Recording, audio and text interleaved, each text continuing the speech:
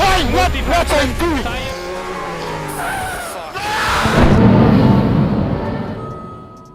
He was 3 laps away from his first Ferrari victory, and then the engine died.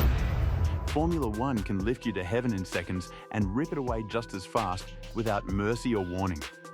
Charles Leclerc, Bahrain 2019 engine failure.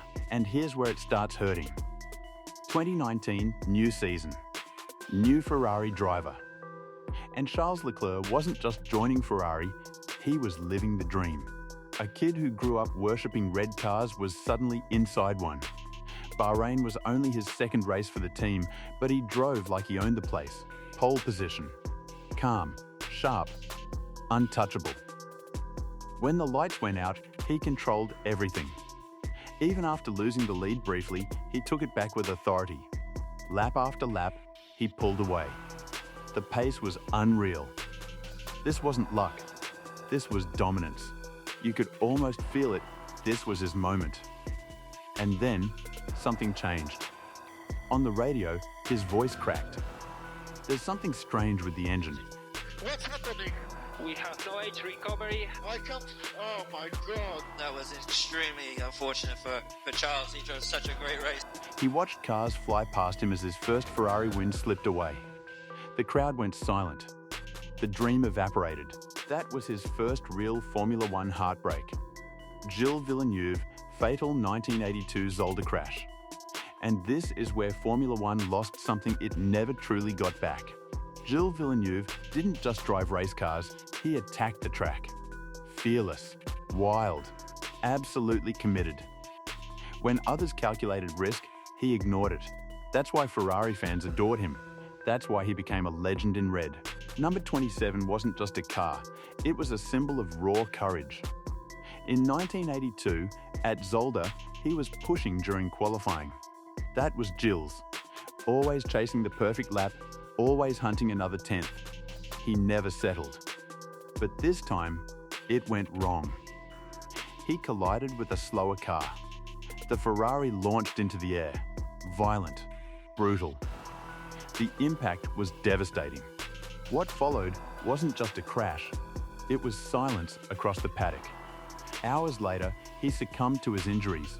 Formula One didn't just lose a driver that day. It lost a spirit, a racer who embodied danger and beauty in the same breath. The garage felt different after that. The sport felt heavier. Felipe Massa, 2008 Brazilian GP title loss. But nothing prepares you for heartbreak like Brazil 2008. Felipe Massa versus Lewis Hamilton. One championship, one race, one shot, and it was happening at Massa's home circuit in Sao Paulo. The math was simple. Massa had to win. Hamilton had to finish lower than 5th. Massa did his part flawlessly. He led comfortably, controlled the pace. Every lap, the crowd grew louder. You could hear the grandstands shaking, Brazilian flags everywhere. His father watched from the garage, barely holding it together. Then he crossed the finish line. Victory.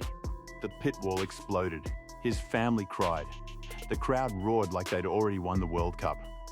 For 39 seconds, Felipe Massa was Formula One world champion. 39 seconds. Then came the message. Is that Glock going slowly? In the rain-soaked final corner, Timo Glock was struggling. Lewis Hamilton slipped past him. One position. That's all it took. Hamilton moved into 5th. 1 point. That single point ripped the championship away. You could actually see the moment it hit Massa. The celebration froze. The smiles faded. Confusion turned to disbelief. He stood on the podium in tears, but he stood tall. That's what made it even harder to watch. George Russell, 2020 Sakhir GP Mercedes debut. And just when you think heartbreak can't get more unfair, Sakhir 2020 happens. George Russell had spent years dragging a struggling Williams around at the back of the grid, weekend after weekend fighting for scraps, proving himself in a car that had no business near the points. Then, suddenly, the call came. Lewis Hamilton tested positive. Mercedes needed a replacement. This was it. The golden ticket. Thrown into the fastest car on the grid with barely any time to adjust, Russell didn't look nervous. He looked ready. He qualified near the front, and once the race started, he controlled it. He overtook Valtteri Bottas on track, clean, decisive, confident. That wasn't luck, that was authority. Victory was within reach. Then chaos. Mercedes called him in. Wrong tyres fitted. A mix-up that made no sense. Just when they recovered from that, a puncture hit. The wind slipped away twice. On the radio, you could hear it taken away from us twice. After the race, he sat alone on the grass, helmet off, staring into nothing. That wasn't just a lost race, that was a career-defining moment ripped from his hands. Alex Albon, career struggles in Brazil 2019 collision. But Alex Albon's story cuts even deeper. His life was never smooth to begin with. At a young age, he was carrying responsibility most teenagers can't even imagine. Racing wasn't just passion, it felt like survival. Then, Red Bull dropped him from their junior program. Just like that, the dream looked over. He clawed his way back through Formula 2, won races, proved he belonged. And at the very last minute, an F1 seat opened up. A lifeline. He grabbed it. He impressed quickly enough to earn a shock promotion to Red Bull's senior team alongside Max Verstappen. That's where things got brutal. Fighting a future world champion as your teammate isn't easy. The pressure was relentless. Then came Brazil 2019.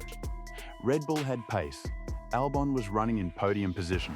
This was it, his breakthrough moment. Years of struggle about to pay off. And then Lewis Hamilton lunged. Contact. Spin. Podium gone. You could almost feel the air leave him. Hamilton apologized, but the damage was done. That podium might have changed everything. Instead, confidence dipped. Results faded. And eventually, Red Bull dropped him too. Sometimes in Formula One, one corner changes a career. Fernando Alonso, the unluckiest champion. And then there's Fernando Alonso, the man who could have had 5 titles, maybe more. By 2006, he was already a 2-time world champion. Sharp, ruthless, complete. When he joined McLaren in 2007, he was supposed to lead the team. Instead, he found himself in a brutal fight with rookie Lewis Hamilton. Week after week, the tension grew. Internal drama, on-track battles, politics everywhere. And when the season ended, Alonso didn't lose by 10 points. He lost by 1. One single point. You'd think that would be the cruelest chapter. It wasn't. In 2010 with Ferrari, he entered the final race leading the championship. Everything looked under control until Ferrari made a strategic call that trapped him behind slower cars. 4 points. That's all that separated him from another title. Then came 2012. Alonso dragged that Ferrari beyond its limits all season. Somehow, he took the fight to Sebastian Vettel down to the final race in Brazil. He did everything right. But when Michael Schumacher let Vettel through during the race, those extra points were enough to swing the championship. 3 points this time. 1, 4, 3. 3 titles lost by margins so small, they still sting. Sometimes it feels like fate simply decided that 2 championships were enough. Robert Kubica, rally crash before Ferrari move. But if Alonso was unlucky, Robert Kubica's story feels almost cruel. He wasn't just quick, he was special. Calm, precise, naturally gifted. Many believed he was a future world champion. Ferrari certainly did. A contract was coming. His path to the top looked clear. Then, February 2011 happened. During an off-season rally in Italy, Kubica lost control at high speed. The crash was violent. The barrier tore through the car. His right arm was partially severed. Multiple fractures. Internal injuries. It was survival first, racing second. Doctors saved his life, but his career changed forever. The rehabilitation was long, painful. Years of surgeries and rebuilding strength just to move normally again. Against all odds, he fought his way back to Formula One. And that alone was remarkable. But he wasn't the same driver anymore. The lightning reflexes, the effortless control, something had shifted. He never got the chance to fight for that Ferrari title shot. And sometimes, that's the hardest part to accept, not losing a championship, but never getting the opportunity to try. Jules Bianchi, 2014 Suzuka tragedy. And now we come to the one that changed everything. Jules Bianchi wasn't just another young driver. He was Ferrari's future. A bright academy talent, only 25, carrying that quiet confidence that makes people believe something special is coming. Even in a struggling Marussia, he pulled off performances that made the paddock stop and look twice. Points finishes that felt impossible, laps that shouldn't have worked but somehow did. Then Suzuka 2014.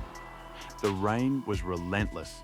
Spray everywhere, visibility is close to zero. Drivers were already struggling to keep the cars on track. And still, the race went on. A car went off earlier and a recovery vehicle was deployed. That decision would haunt the sport forever. Bianchi hit standing water and aquaplaned. No grip, no control. The car slid helplessly and slammed into the recovery vehicle at terrifying speed. The impact was catastrophic. He suffered severe head injuries and fell into a coma. For 9 months, the entire Formula One world waited, prayed, hoped for a miracle. It never came. When his death was announced, the silence across the sport felt unbearable. Drivers who battle wheel to wheel every weekend stood together grieving. This wasn't a rivalry anymore. This was a loss. After Jules, Formula One changed. New safety measures. The virtual safety car. Stronger protocols. The sport tightened its rules because it had to. But none of it brought him back. Some losses leave a permanent scar. This was one of them. From lost championships to lives cut short, Formula One has shown how brutally thin the line is between glory and heartbreak. That's what makes it beautiful and devastating. So what moment hit you the hardest? Drop your thoughts below, and if this moved you, like and subscribe. There's more stories coming.